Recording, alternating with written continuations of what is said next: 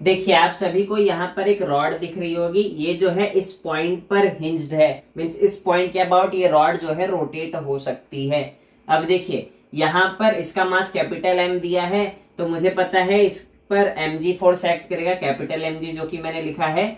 और यहाँ पर एक स्ट्रिंग 2 है और इसमें जो है टेंशन की वैल्यू कितनी होगी वो कैसे हमें पता चलेगा, क्योंकि देखिए यहाँ पर एक m मास का ब्लॉक जो इससे अटैच्ड है, तो वो उस टेंशन को बैलेंस कर रहा होगा, तो T2 बराबर mg वहां से हमारे पास आ जाएगा। अब देखिए ये mg जो है इस पूरे रॉड के सेंटर पर एक्ट करेगा और हमें ये डिस्टेंस जो है x प्लस वाई दे रखी है, तो ये जो mg है वो x प्लस वाई बाई 2 पर एक्ट करेगा, ठीक है। और यहाँ पर ये जो टेंशन है ये मान लेते हैं T1 है और इसी की वैल्यू हमें जो है एक्चुअल में फाइंड करनी है।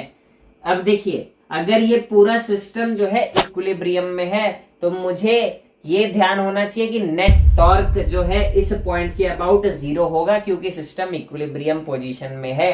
और उसकी इक्वेशन आप सभी को स्क्रीन पर दिख रही होगी।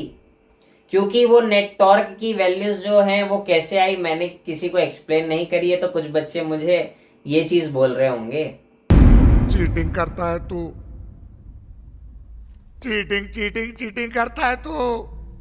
अब देखिए वैल्यूज कैसे आई टॉर्क की वो मैं समझाता हूं। देखिए यहाँ पर T1 जो है किसी एंगल थीटा पर है, तो इसके दो कंपोनेंट होंगे, एक T1 cos थीटा, एक T1 sin थीटा। अब ये जो cos थीटा है वो तो इस हिंज पॉइंट से ही पास हो रहा है, तो इसकी वजह से कोई टॉर्क ही नहीं होगा। और देखिए T1 sin थीटा की वजह से जो टॉर्क होगा वो एंटी क्लॉकवाइज डायरेक्शन में होगा, और मैं एंटी क्लॉकवाइज डायरेक्शन को अगर नेगेटिव ले रहा हूं तो मैं इक्वेशन क्या लिखूंगा इसके corresponding, minus T1 sin theta into x, क्योंकि इस पॉइंट से इस फोर्स का T1 sin थीटा का डिस्टेंस x है। फिर देखिए mg से बात करूं, मीन्स mg की वजह से टॉर्क की वैल्यू क्या आएगी, plus mg into x plus y by 2, क्योंकि देखिए ये जो है क्लॉकवाइज सेंस में रोटेट करेगा इस रॉड को।